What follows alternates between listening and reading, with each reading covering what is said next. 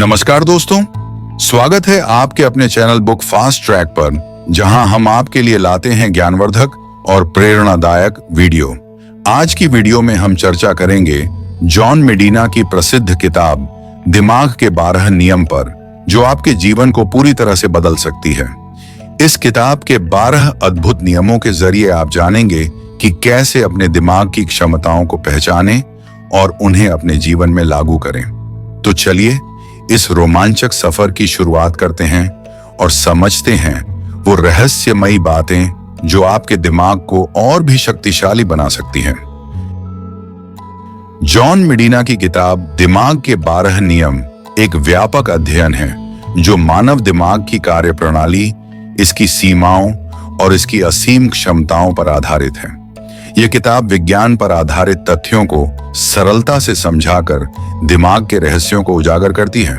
इस किताब में कुल 12 नियम दिए गए हैं जो दिमाग की बेहतर कार्यप्रणाली और हमारे जीवन की गुणवत्ता को बढ़ाने के लिए उपयोगी हो सकते हैं। ये नियम वैज्ञानिक अनुसंधानों पर आधारित हैं और इनका उद्देश्य यह समझाना है कि हमारा दिमाग कैसे काम करता है और हम अपनी रोजमर्रा की जिंदगी में इन नियमों को कैसे लागू कर सकते हैं। नियम 1, व्यायाम और दिमाग की क्षमता, अर्थात एक्सरसाइज एंड ब्रेन पावर।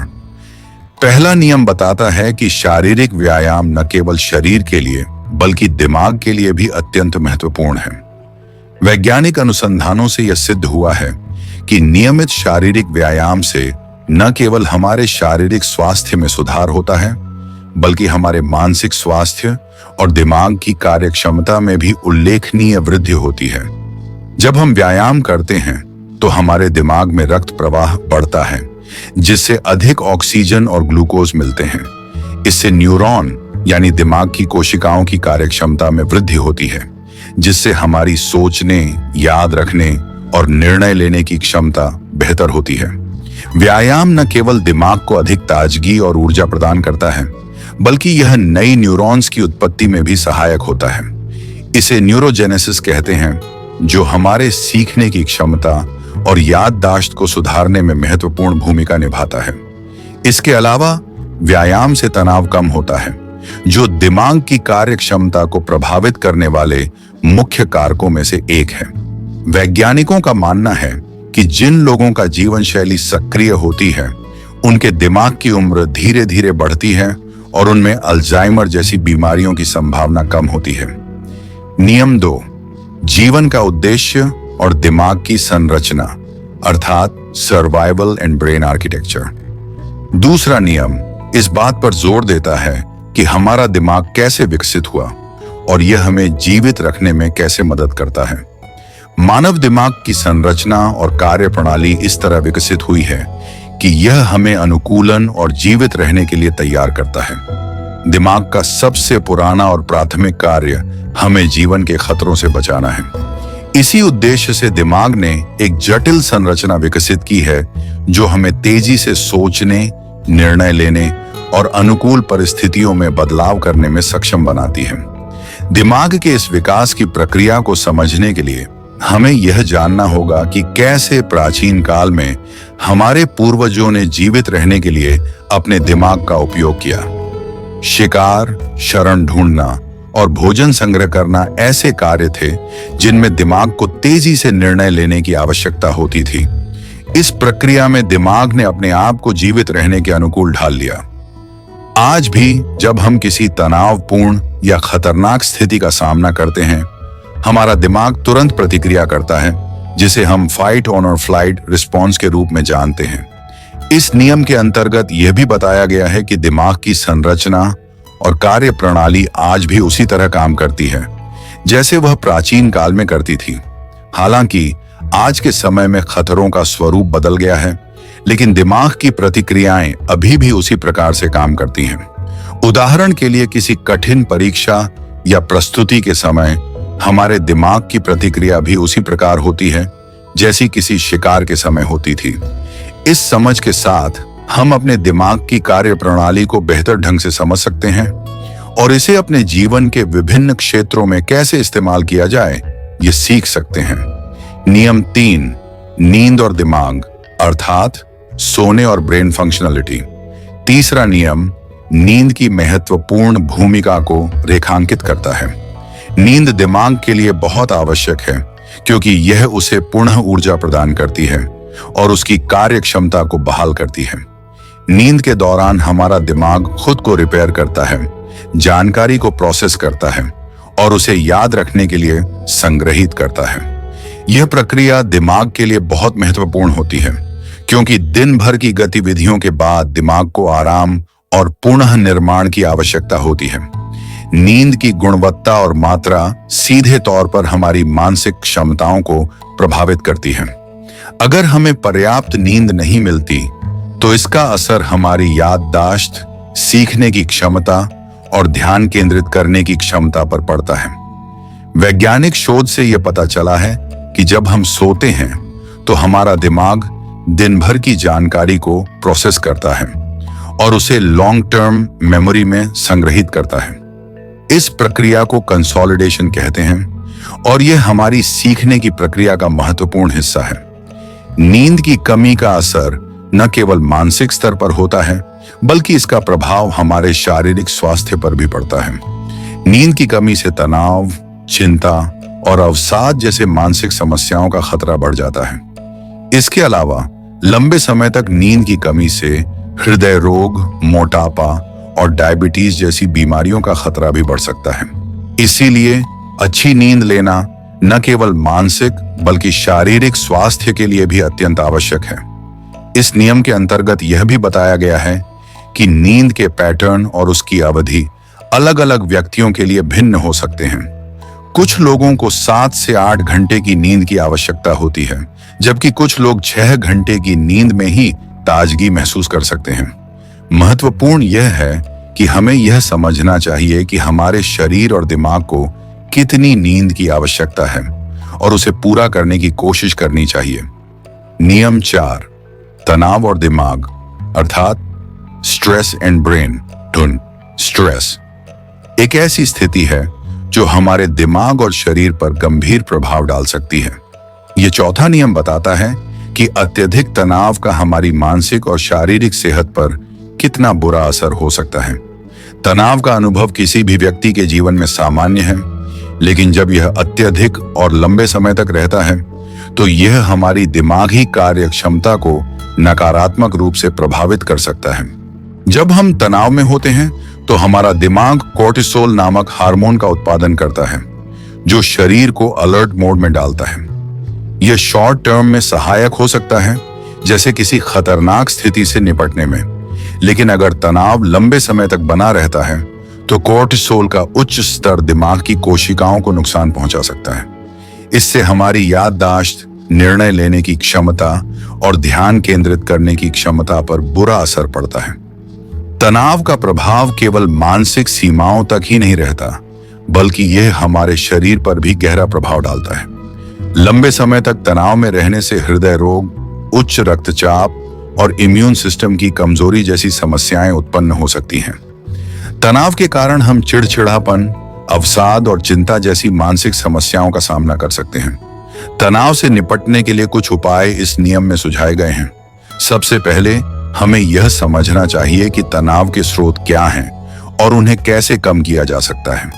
व्यायाम, मेडिटेशन और गहरी सांसें लेने जैसे तरीके तनाव को कम करने में सहायक हो सकते हैं। इसके अलावा हमें अपनी दिनचर्या में समय समय पर ब्रेक लेने, पर्याप्त नींद लेने और स्वस्थ आहार अपनाने की भी सलाह दी गई है। तनाव से निपटने के लिए सामाजिक समर्थन भी अत्यंत महत्वपूर्ण है, क्योंकि दोस्तों और परिवार के साथ समय बिताने से मानसिक स्थिति में सुधार हो सकता है। नियम 5 अधिगम और दिमाग अर्थात वायरिंग एंड ब्रेन लर्निंग। दिमाग की संरचना और कार्य प्रणाली का एक महत्वपूर्ण पहलू यह है कि हर व्यक्ति का दिमाग अलग अलग तरह से जुड़ा होता है। यह 5वां नियम इस बात पर जोर देता है कि सभी लोगों का दिमाग अलग अलग तरीकों से और अलग अलग गति से सीखता है। इस प्रक्रिया को अधिगम अर्थात वायरिंग कहते हैं, जिसमें दिमाग की संरचना और उसके कार्य करने के तरीके को समझा जाता है। दिमाग की यह संरचना जेनेटिक कारकों, अनुभवों और सीखने की प्रक्रियाओं के आधार पर विकसित होती है। हर व्यक्ति के अनुभव और सीखने की शैली अलग होती है, जिससे उनके दिमाग की कार्यप्रणाली भी अलग होती है। उदाहरण के लिए कुछ लोग विजुअल्स के माध्यम से बेहतर सीखते हैं, जबकि कुछ लोग श्रवण माध्यमों से। इसी तरह कुछ लोग धीरे धीरे सीखते हैं, जबकि कुछ लोग तेजी से नई जानकारी को प्रोसेस कर सकते हैं। इस नियम में यह भी बताया गया है कि हमारे दिमाग की लचीलापन हमें नई चीजें सीखने और नई आदतें विकसित करने की क्षमता देती है। जब हम नई चीजें सीखते हैं या नई गतिविधियों में संलग्न होते हैं, तो हमारे दिमाग में नए न्यूरॉन कनेक्शंस बनते हैं। यह प्रक्रिया जीवन भर चलती रहती है और इसे न्यूरोप्लास्टिसिटी कहते हैं। इसी के कारण हम नई स्किल्स सीख सकते हैं और अपनी पुरानी आदतों को बदल सकते हैं। इसके अलावा यह नियम इस बात पर भी जोर देता है कि सीखने की प्रक्रिया को प्रभावी बनाने के लिए हमें अपने सीखने के तरीके को पहचानना और उसे अपनाना चाहिए। अगर हम यह समझ लें कि हमारा दिमाग कैसे सबसे बेहतर तरीके से सीखता है, तो हम अपनी शिक्षा और प्रशिक्षण की प्रक्रियाओं को उसी के अनुसार ढाल सकते हैं, जिससे सीखने की प्रक्रिया अधिक प्रभावी और सुखद हो जाएगी। नियम 6, ध्यान और मल्टीटास्किंग अर्थात अटेंशन एंड मल्टीटास्किंग। छठा नियम ध्यान अर्थात अटेंशन की अवधारणा पर केंद्रित है। यह नियम बताता है कि हमारा दिमाग एक समय में केवल एक ही चीज पर ध्यान केंद्रित कर सकता है। मल्टीटास्किंग का विचार भ्रामक है और वास्तव में यह हमारे दिमाग की कार्यक्षमता को कम कर देता है। जब हम एक साथ कई काम करने की कोशिश करते हैं, तो हमारा दिमाग बार बार एक काम से दूसरे काम पर स्विच करता है। इस स्विचिंग प्रक्रिया में समय और ऊर्जा का नुकसान होता है और हमारा ध्यान बढ़ जाता है। इसका परिणाम यह होता है कि हम किसी भी काम को पूरी तरह से नहीं कर पाते और हमारी कार्यक्षमता घट जाती है। वैज्ञानिक अनुसंधान से यह सिद्ध हुआ है कि मल्टीटास्किंग करने से न केवल हमारा ध्यान कमजोर होता है, बल्कि यह हमारी याददाश्त और निर्णय लेने की क्षमता को भी प्रभावित करता है। ध्यान केंद्रित करने की क्षमता को बढ़ाने के लिए इस नियम में कुछ महत्वपूर्ण सुझाव दिए गए हैं। सबसे पहले हमें यह पहचानना चाहिए कि कौन सा काम सबसे महत्वपूर्ण है और उसे प्राथमिकता देनी चाहिए। हमें अपने दिमाग को एक समय में केवल एक ही काम पर ध्यान केंद्रित करने की आदत डालनी चाहिए। इसके अलावा ध्यान केंद्रित करने की क्षमता को बढ़ाने के लिए ध्यान अर्थात मेडिटेशन और माइंडफुलनेस जैसी तकनीकों का अभ्यास भी सहायक हो सकता है। इस नियम के अंतर्गत यह भी बताया गया है कि ध्यान केंद्रित करने के लिए हमें अपने काम के माहौल को व्यवस्थित रखना चाहिए। अगर हमारे आसपास का वातावरण शांत और व्यवस्थित होता है, तो हमारा दिमाग बेहतर ढंग से काम कर सकता है। इसके साथ ही हमें अपने डिजिटल उपकरणों का भी संतुलित उपयोग करना चाहिए, क्योंकि अत्यधिक टेक्नोलॉजी के उपयोग से हमारा ध्यान बढ़ सकता है। नियम 7, शॉर्ट टर्म मेमोरी और दिमाग की कार्यप्रणाली में मेमोरी का बहुत बड़ा महत्व है। 7वां नियम शॉर्ट टर्म मेमोरी पर केंद्रित है, जो कि हमारी याददाश्त की शुरुआती अवस्था होती है। जब हम कोई नई जानकारी प्राप्त करते हैं, तो वह सबसे पहले शॉर्ट टर्म मेमोरी में संग्रहित होती है। शॉर्ट टर्म मेमोरी सीमित होती है और इसमें केवल कुछ समय के लिए ही जानकारी संग्रहित हो पाती है।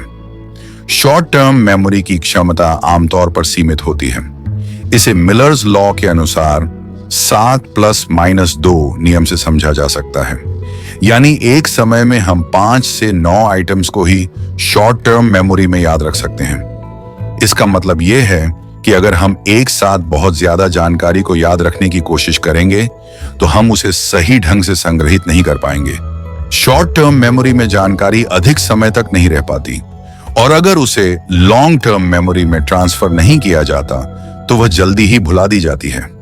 इस नियम में यह भी बताया गया है कि शॉर्ट टर्म मेमोरी को प्रभावी ढंग से काम करने के लिए उसे बार बार दोहराना और रिवाइज करना पड़ता है। जब हम किसी जानकारी को बार बार दोहराते हैं, तो वह हमारी लॉन्ग टर्म मेमोरी में स्थायी रूप से संग्रहित हो जाती है। इसे कंसोलिडेशन कहते हैं, जो कि एक महत्वपूर्ण प्रक्रिया है। नियम 10, दृष्टिकोण और दिमाग अर्थात विजन एंड ब्रेन। दृष्टिकोण मानव दिमाग का सबसे शक्तिशाली इंद्रिय अंग है। 10वां नियम इस बात पर जोर देता है कि हमारा दिमाग दृश्य जानकारी को प्राथमिकता देता है और इसे अन्य इंद्रियों की तुलना में तेजी से प्रोसेस करता है। दृश्य सूचनाएं जैसे कि चित्र, रंग और आकार हमारे दिमाग के लिए अधिक प्रभावी होती हैं। दृष्टिकोण की प्राथमिकता के कारण हम जो भी जानकारी देख सकते हैं उसे अधिक प्रभावी ढंग से याद रखते हैं। उदाहरण के लिए, जब हम किसी बात को सुनते हैं और उसी बात को चित्र के माध्यम से देखते हैं तो हम चित्र के माध्यम से मिली जानकारी को ज्यादा लंबे समय तक याद रखते हैं। यही कारण है कि शिक्षा और ट्रेनिंग में विजुअल एड्स का उपयोग किया जाता है ताकि सीखने की प्रक्रिया को अधिक प्रभावी बनाया जा सके। इस नियम में यह भी बताया गया है कि विजुअल सूचनाओं का उपयोग करके हम अपनी याददाश्त और सीखने की क्षमता को बढ़ा सकते हैं। उदाहरण के लिए, अगर हम कोई नई जानकारी सीख रहे हैं तो हमें उसे विजुअल्स, ग्राफिक्स और चार्ट्स के माध्यम से समझने की कोशिश करनी चाहिए। इससे दिमाग उस जानकारी को जल्दी और बेहतर तरीके से प्रोसेस कर सकेगा और वह लंबे समय तक याद रहेगी। नियम 11, लिंग अंतर और दिमाग अर्थात जेंडर डिफरेंसेस इन ब्रेन। पुरुषों और महिलाओं का दिमाग कुछ मामलों में अलग तरह से कार्य करता है। इस 11वें नियम में पुरुषों और महिलाओं के दिमाग की संरचना और कार्य प्रणाली के अंतर पर प्रकाश डाला गया है। यह अंतर मुख्य रूप से भावनाओं, तनाव के दौरान प्रतिक्रिया और निर्णय लेने के तरीके में दिखाई देता है। वैज्ञानिक अनुसंधान से यह पता चला है कि पुरुषों और महिलाओं के दिमाग के कुछ हिस्से अलग अलग ढंग से विकसित होते हैं। उदाहरण के लिए, पुरुषों के दिमाग में स्पेशल स्किल्स बेहतर हो सकती हैं, जबकि महिलाओं के दिमाग में मल्टीटास्किंग और भाषा कौशल अधिक विकसित हो सकते हैं। इसके अलावा तनावपूर्ण स्थितियों में भी पुरुषों और महिलाओं की प्रतिक्रिया में अंतर देखा गया है। इस नियम में यह भी बताया गया है कि इन अंतर को समझना महत्वपूर्ण है ताकि हम अपने कामकाज और जीवन में बेहतर परिणाम प्राप्त कर सकें। अगर हम समझते हैं कि पुरुष और महिलाएं विभिन्न स्थितियों में अलग अलग ढंग से प्रतिक्रिया करते हैं तो हम उनके साथ अधिक सहानुभूतिपूर्ण और समझदारी से व्यवहार कर सकते हैं। नियम 12, अन्वेषण और दिमाग अर्थात एक्सप्लोरेशन एंड ब्रेन। आखिरी नियम इस बात पर जोर देता है कि हमारा दिमाग हमेशा नई चीजें सीखने और जानने के लिए तैयार रहता है। मानव दिमाग का विकास इस तरह से हुआ है कि वह अन्वेषण अर्थात एक्सप्लोरेशन के लिए स्वाभाविक रूप से उत्सुक होता है। यही जिज्ञासा हमें नए ज्ञान, नई तकनीकों और नई संभावनाओं की ओर अग्रसर करती है। अन्वेषण की इस प्रवृत्ति से हमारा मानसिक विकास होता है। जब हम नई चीजें सीखते हैं या नई स्थितियों का सामना करते हैं तो हमारा दिमाग नई न्यूरॉन कनेक्शंस बनाता है जो कि हमारे सीखने की क्षमता को बढ़ाता है। यही कारण है कि जीवन भर सीखने की प्रवृत्ति को बनाए रखना हमारे दिमाग के लिए बेहद फायदेमंद होता है। इस नियम में यह भी बताया गया है कि हमें हमेशा नई चुनौतियों का सामना करने के लिए तैयार रहना चाहिए। जब हम किसी नई चुनौती को स्वीकार करते हैं तो हमारा दिमाग उसे हल करने के लिए नई रणनीतियां बनाता है। इससे हमारी मानसिक क्षमताएं विकसित होती हैं और हम जीवन में आने वाले किसी भी कठिनाई का सामना करने के लिए तैयार रहते हैं। निष्कर्ष, जॉन मेडिना की किताब दिमाग के 12 नियम एक अमूल्य ज्ञान कोश है जो हमें दिमाग की कार्य प्रणाली और उसकी क्षमताओं के बारे में बताता है। यह किताब हमें यह सिखाती है कि अगर हम अपने दिमाग के इन नियमों को समझकर उन्हें अपने जीवन में लागू करें तो हम न केवल अपनी मानसिक क्षमताओं को बढ़ा सकते हैं बल्कि अपने जीवन की गुणवत्ता में भी सुधार कर सकते हैं। व्यावहारिक अनुप्रयोग। इन नियमों को अपने जीवन में लागू करने के लिए हमें सबसे पहले अपनी दिनचर्या को व्यवस्थित करना चाहिए। हमें नियमित व्यायाम, पर्याप्त नींद और स्वस्थ आहार को अपनाना चाहिए। इसके अलावा हमें अपने दिमाग को नए ज्ञान और अनुभवों के साथ अद्यतन रखना चाहिए ताकि वह हमेशा सक्रिय और तेजस्वी रहे। इसके साथ ही हमें तनाव को नियंत्रित करने के लिए ध्यान और मेडिटेशन जैसी तकनीकों का अभ्यास करना चाहिए। हमें अपने कामकाज के माहौल को भी इस तरह से व्यवस्थित करना चाहिए कि हम अधिकतम ध्यान केंद्रित कर सकें और मल्टीटास्किंग से बच सकें। इन सभी नियमों को अपनाकर हम अपने दिमाग की क्षमताओं का अधिकतम उपयोग कर सकते हैं और एक सफल और संतुष्टिपूर्ण जीवन जी सकते हैं। अगर आपको यह वीडियो पसंद आई हो तो बुक फास्ट ट्रैक चैनल को सब्सक्राइब करना न भूलें। यहां आपको मिलेंगी ऐसी ही किताबों की और भी जानकारियां जो आपकी सोच को नई दिशा दे सकती हैं। अगर इस वीडियो ने आपको कुछ नया सिखाया हो तो इसे लाइक और शेयर करें और कमेंट में बताएं कि आपको अगली वीडियो किस किताब पर चाहिए। तो मिलते हैं अगले वीडियो में। तब तक के लिए पढ़ते रहिए, सीखते रहिए और अपने दिमाग को तेज बनाते रहिए। धन्यवाद।